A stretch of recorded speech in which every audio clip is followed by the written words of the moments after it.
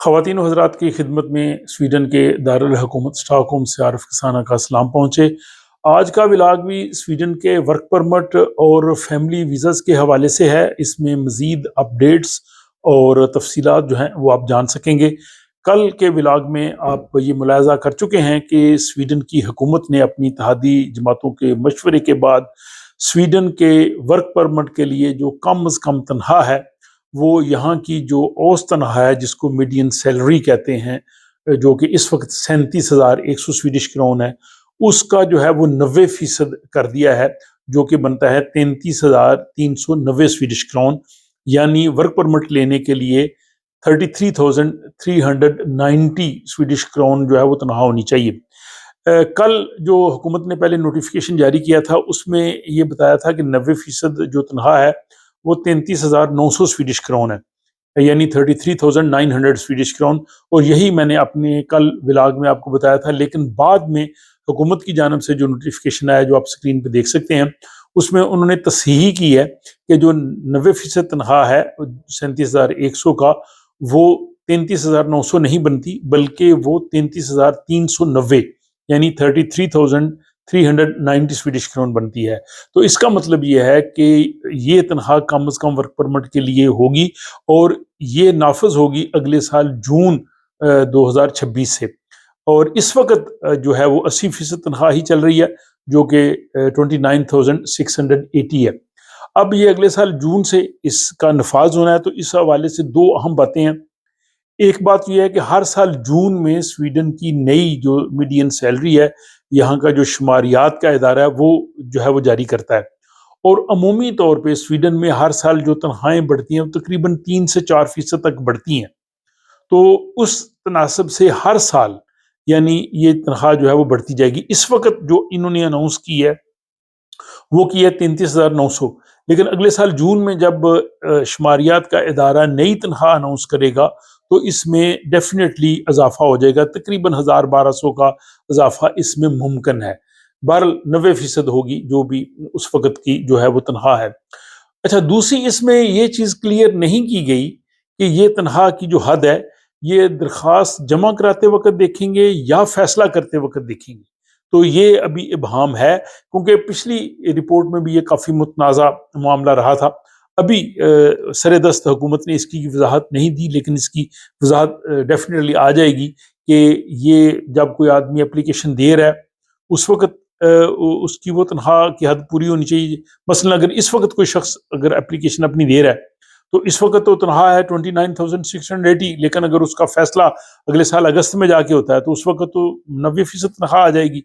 तो ये बहरहाल जो कन्फ्यूजन है ये अभी बरकरार है और ये इसकी वजाहत बहुत जल्द हुकूमत की जानब से आनी चाहिए, ताकि लोगों को जो है वो परेशानी और इस किस्म की जो सोच है इससे वो निकल सके। दूसरा ये था इसमें जो कल भी बात की कि पहले हुकूमत ने यहाँ का जो दफ्तर रोजगार है और माइग्रेशन एजेंसी से मिल मिला के 152 और फिर बाद में 150 जो है वो उन्होंने पेशे बनाए और इनको कहा जी के एग्जेम्प्ट किया जा सके। अब उन्होंने वजीर ने कल कहा था कि नहीं, इसका फैसला हुकूमत खुद करेगी कि कौन से पेशे होने चाहिए, कौन से नहीं होने चाहिए, लेकिन ये लिस्ट कम करेंगे। तो इस पे यहाँ का जो बिजनेस कम्युनिटी है, स्वीडिश कन्फेडरेशन ऑफ इंडस्ट्रीज, उन्होंने इस पे काफ़ी जो है वो तहफ़्फ़ुज़ात का इज़हार किया है। उन्होंने इसको पसंद नहीं किया, उन्होंने इस पे तनकीद किया। उन्होंने कहा जी कि इससे हुनरमंद वर्करों की स्वीडन में कमी वाक़या हो जाएगी। हुकूमती जो चारों जमातें हैं, यानी एसडीबी इनके साथ ही है और जो केडी है, लिबरल है, ये सारे इसकी तारीफ़ कर रहे हैं। हुकूमत खुद इसकी तारीफ़ कर रही है, माइग्रेशन के वज़ीर तारीफ़ कर रहे हैं। और लिबरल पार्टी जो सिमोना मोहम्मसन जो उनकी नई लीडर बनी है, फ़लस्तीनी नज़ाद हैं वो, उन्होंने इस चीज़ का क्रेडिट लेने की कोशिश की है कि ये तनख्वाह 100% हो जानी थी, यानी 37,000, और हमने इसमें कमी करवाई है तकरीबन 3,500 के करीब जो है वो कमी करवाई है। तो अगर उन्होंने किया है तो वाकई ये उनकी एक अचीवमेंट कही जा सकती है, वरना बाकी तीनों जमातें जो है वो 100% पे ले जाना चाहती थी। दूसरी जानब मैंने आज तमाम स्वीडिश मीडिया को चेक किया है। बाकी जो हिज़्ब इख्तिलाफ की जमातें हैं, सबसे बड़ी जमात है सोशल डेमोक्रेट्स है, इसके अलावा सेंटर पार्टी है, वेंस्टर लेफ्ट पार्टी है, ग्रीन पार्टी, मिलियो पार्टी, किसी की जानब से अभी इस पे तनकीद नहीं आई یہ جو تنخواہیں بڑھائی جا رہی ہیں ورک پرمٹ کی، کسی پارٹی نے اس پہ اپنے رد عمل کا اظہار نہیں کیا، اور نہ ہی جو فیملی ویزاز کے لیے جو حکومت پلان دے رہی ہے اس کو سخت کرنے کا، اس حوالے سے بھی ابھی اپوزیشن کی جانب سے اس طرح کا رد عمل نہیں آیا۔ اور فیملی بلانے کے حوالے سے مزید جو سختیاں کر رہی ہیں، پہلے یہ کہ کوئی بھی شخص اگر سویڈن میں آتا ہے اور یہاں پہ آنے کے 2 سال کے بعد وہ اپنی فیملی بلا سکے گا، 2 سال تک وہ اپنی فیملی کو نہیں بلا سکے گا اگر وہ اکیلا آتا ہے، اور یہاں ظاہر پروسیس وغیرہ ویزا کی یہ وہ گزرنے کے بعد 2 سال کے بعد ہی فیملی بلا سکے گا۔ دوسرا اس میں کر رہے ہیں کہ اہل خانہ فیملی، اس کا جو ہے وہ دائرہ چھوٹا کر رہے ہیں۔ اب اس کی انہوں نے وضاحت نہیں کی کہ اس سے کیا مراد ہے۔ اس سے مراد ہوگا کہ بہت قریبی جو لوگ ہیں وہی فیملی کا حصہ ہوں گے، لیکن اس کی وضاحت آ جائے گی کہ اس سے مراد کیا ہے۔ جو وائڈ رینج تھی اس کو وہ کم کریں گے۔ اور تیسرا اس میں مالی جو خود کفالت ہے اس کی مزید وہ سختی کریں گے، اور اس میں یہ ہے کہ جو شخص بلا رہا ہے اس پہ زیادہ یہ رکھیں گے کہ وہ کیا واقعی اپنے جن کو بلا رہے ہیں ان کو افورڈ کر سکتا ہے کہ نہیں۔ ممکن ہے کہ جو سویڈش سٹیزن شپ کے لیے جو مالی خود کفالت کی شرط ہے جتنی اس کے لیے ہونے چاہیے رقم، اتنی شاید اس کے لیے بھی کر دیں۔ تو یہ 3 چیزیں زیادہ جو ہے وہ فیملی ری یونین کے حوالے سے کر رہے ہیں، اور اس پہ بھی جو ہے وہ اپوزیشن کا یا باقی کسی اور طرف سے کوئی خاص رد عمل نہیں آیا۔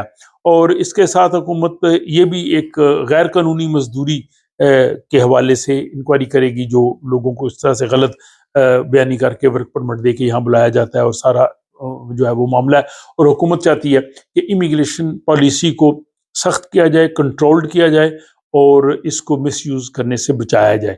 تو یہ جناب اپڈیٹ سے اس حوالے سے جو کچھ لوگوں کے سوال بھی آئے تھے وہ بھی اس میں شامل ہو گئے، اور اس کے ساتھ ہی جو ورک پرمٹ کی جو نئی تنخواہ کا اعلان ہوا ہے 90%، وہ بھی 33,390 ہے۔ مجھے امید ہے کہ یہ ولاگ بھی آپ کے لیے کافی معلوماتی اور اہم ہوگا، اور اس سلسلے میں جو بھی اپڈیٹس آتے ہیں میری کوشش ہوتی ہے کہ فوری طور پہ سیم ڈے آپ کو وہ تفصیلات مل سکیں۔ اس لیے آپ اس چینل کو دیکھتے رہیے، اپنی رائے کمنٹ باکس میں ضرور لکھیے گا، دوست احباب کو اس حوالے سے بتائیں۔ اپنا خیال رکھیے گا، آپ سے ملاقات ہوتی ہے کسی اگلے ولاگ میں۔